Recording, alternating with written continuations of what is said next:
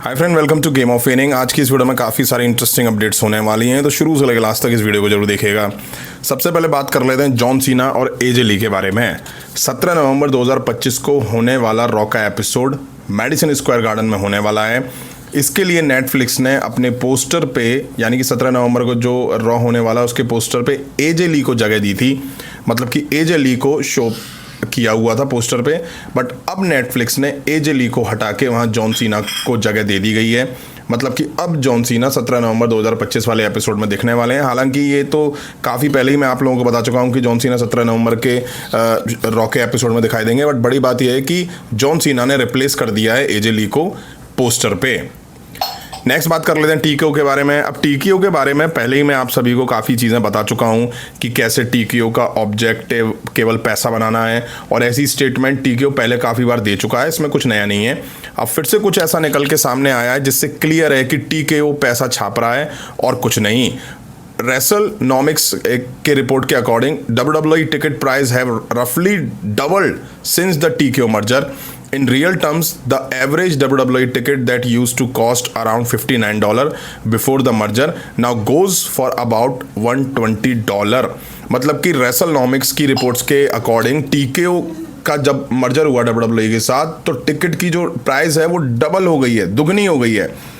Reality में WWE का एक एवरेज टिकट की जो प्राइस थी वो $59 हुआ करती थी, लेकिन अब इसकी जो प्राइस है एवरेज वो $120, यानी कि 60 से 120 यानी डबल हो गया है प्राइस।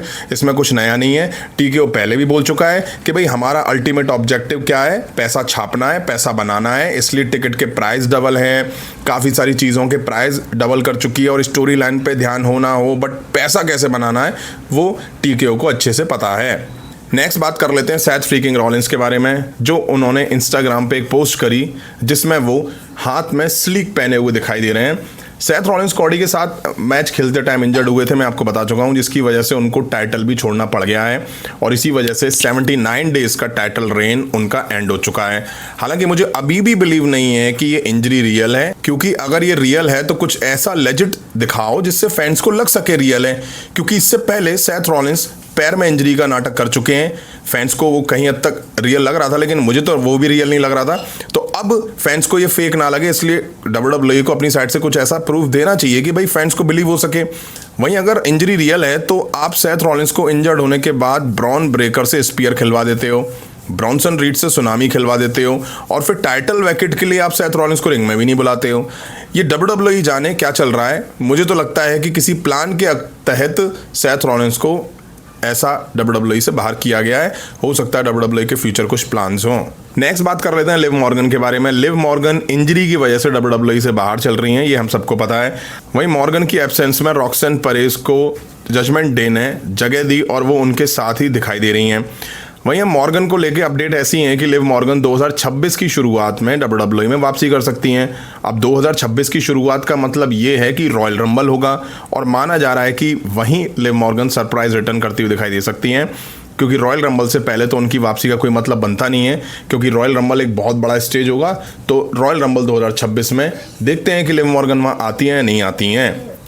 नेक्स्ट बात कर लेते हैं मनी इन द बैंक 2026 के बारे में। WWE ने officially money in the bank 2026 की डेट और लोकेशन अनाउंस कर दी है। Money in the bank 2026 New Orleans में 9 सितंबर 2026 को होता दिखाई देगा। वहीं मनी इन द बैंक 2026 की डेट्स में चेंजेस हुए हैं। पहले ये 29 अगस्त 2026 को ओरिजिनली प्लान था, बट अब इस अनाउंसमेंट में डेट 6 सितंबर कर दी गई है। लोगो इससे पहले ज़्यादातर टाइम हमें ग्रीन देखने को मिलता था, बट अब इसमें पर्पल दिया है और ग्रीन से आउटलाइन है, तो कलर तो बढ़िया लग रहा है मनी इन द बैंक का। अब देखते हैं पेपर व्यू कैसा जाता है। नेक्स्ट बात कर लेते हैं जे ऊसो के बारे में। उनको लेके कुछ क्रिएटिव्स की तरफ से बाहर आया है। जैसा कि इस वीक हुए रॉ के एपिसोड के बारे में मैं आप सबों को पता ही है, जहां हमें वर्ल्ड हेवीवेट चैंपियनशिप के लिए बैटल रॉयल देखने को मिला था, जिसको एज ऑलवेज जे ऊसो ने जीत लिया था। अब हमें जे ऊसो वर्सेस CM पंक के बीच 1 नवंबर में होने वाले सैटरडे नाइट मेन इवेंट में टाइटल मैच दिखेगा, जो कि वैकेट है सेथ रॉलिंस के इंजर्ड होने के बाद।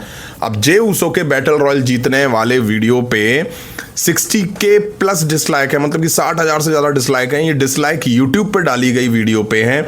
वहीं आपको बता दूं, it's now officially the most dislike WWE video of the year so far. मतलब कि इस साल की ये सबसे ज्यादा डिसलाइक वाली वीडियो बन गई है WWE की। वहीं पर Fightful amid the current backlash against Jey Uso, WWE higher ups reportedly don't pay attention to YouTube dislike and even question their accuracy. Such reaction have no impact on future creative decision.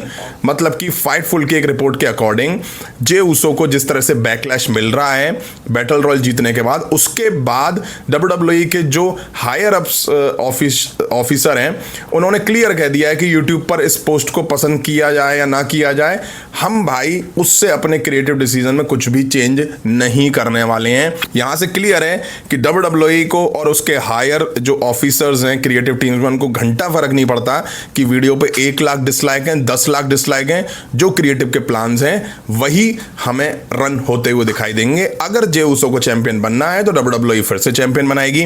वहीं आपको बता दूं, आप इसी बात से अंदाजा लगा सकते हैं कि फैंस जे उसो का टाइटल मैच में आना कितना पसंद कर रहे हैं। और सोचो, फिर से WWE ने जे उसो को टाइटल जितवा दिया तो क्या होगा। हालांकि इसे WWE को फर्क नहीं पड़ेगा। कुछ समझ नहीं आ रहा है कि WWE चाहती क्या है। मुझे तो अभी भी डाउट है कि WWE CM पंक को सैटरडे नाइट मेन इवेंट जैसी स्टेज पे चैंपियन बनाएगी।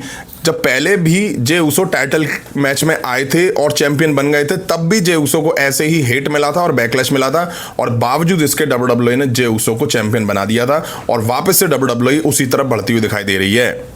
नेक्स्ट बात कर लेते हैं ड्रू मैकिंटायर और नाओमी के बारे में। मतलब ड्रू मैकिंटायर जरूरत से ज़्यादा ही बोल देते हैं, ऐसा मुझे लगता है। शायद उनको ना लगता हो और जिसको बोला उसको भी ना लगता हो, बट एक मर्यादा होनी चाहिए जो कि शायद US वगैरह में कहाँ ही होती होगी। हुआ ऐसा कि स्मैकडाउन में क्लोजिंग पिक पे ड्रू मैकिंटायर ने कमेंट करा जिसमें उन्होंने लिखा प्रोसीड विद कॉशन। अब ये जो टैग लाइन है वो नाओमी यूज़ करती थी। अब ये सबको पता है कि ड्रू मैकिंटायर ने जिम्मी ऊसो को भी तोड़ा था उसमें, तो इस पोस्ट पे नाओमी का कमेंट आ जाता है जिसमें वो लिखती हैं कि who can volunteer as tribute to carry my baby a few days so I can beat Drew McIntyre ASS। मतलब कि कौन अपनी मर्जी से मेरे बच्चे को कुछ दिनों तक गोद में लेकर ट्रिब्यूट दे सकता है ताकि मैं ड्रू मैकिंटायर को धो सकूं। अब इस पे ड्रू मैकिंटायर जैसा सुपरस्टार कहाँ चुप रहने वाला है। उन्होंने रिप्लाई करा और लिखा कि you know I love you but I really hope that baby are not a bitch like his daddy. तुम्हें पता है मैं तुमसे प्यार करता हूं, लेकिन मैं उम्मीद करता हूं कि वो बच्चा अपने पापा की तरह बदतमीज ना हो। बदतमीज तो मैं यूज़ कर रहा हूं, आपको पता है बिच वर्ड का मतलब क्या होता है। अब यहाँ ड्रू मैकिंटायर थोड़ा ज़्यादा ही आगे निकल गए। मुझे समझ नहीं आता कि जो बच्चा अभी इस दुनिया में आने का वेट कर रहा है उसको भी तुम इन सब चीज़ों में घसीट रहे हो। WWE को एक थिन लाइन सेट करनी चाहिए। अब मैंने पहले भी कहा, हो सकता है कि उनको ना बुरा लगता हो, बट हमको तो लग रहा है सुन के और पढ़ के। आगे नाओमी रिप्लाई करती हैं कि 20 साल बाद जब मेरा बेटा तुम्हें नर्सिंग होम यानी कि हॉस्पिटल से बिस्तर से घसीट कर बाहर लाएगा तो मुझे हेल्प के लिए मत बुलाना।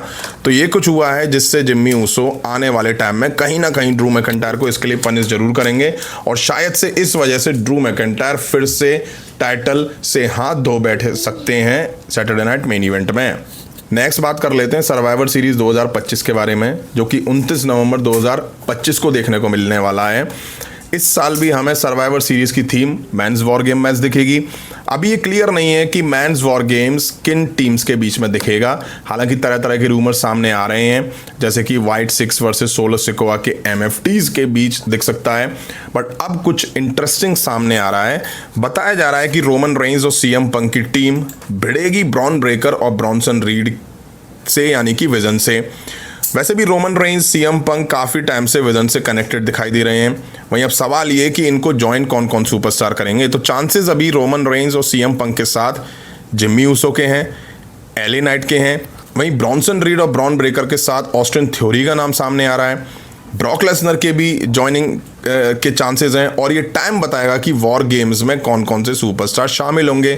जे ऊसो का नाम मैं अभी कुछ रीज़न की वजह से यहाँ नहीं डाल रहा हूँ, क्योंकि जे ऊसो पिछले कुछ टाइम से जिस तरह की हरकतें कर रहे हैं उससे नहीं लग रहा है कि वो रोमन रेंज वाली टीम ज्वाइन करेंगे। उम्मीद करते हैं कि White 6 वर्सेस सोलो सिकोआ के MFTs के बीच वॉर गेम्स ना दिखे। कोई मज़ा नहीं आएगा इस मैच में। मज़ा छोड़ो, सुन के ही इंटरेस्ट नहीं आ रहा है मुझे तो। वैसे भी पेंट पोत लेने से चीज़ें सही नहीं हो जाती, उसके लिए अच्छी स्टोरी लाइन दिखानी पड़ती है। तो फ्रेंड, ये थी WWE से रिलेटेड कुछ इंटरेस्टिंग अपडेट्स। उम्मीद है वीडियो आप सभी ने यहाँ तक देखी होगी। देखिए, लाइक नहीं करी तो लाइक करें, चैनल पर नहीं तो चैनल को सब्सक्राइब करें। मिलता हूँ जल्दी नेक्स्ट वीडियो में। Thank you.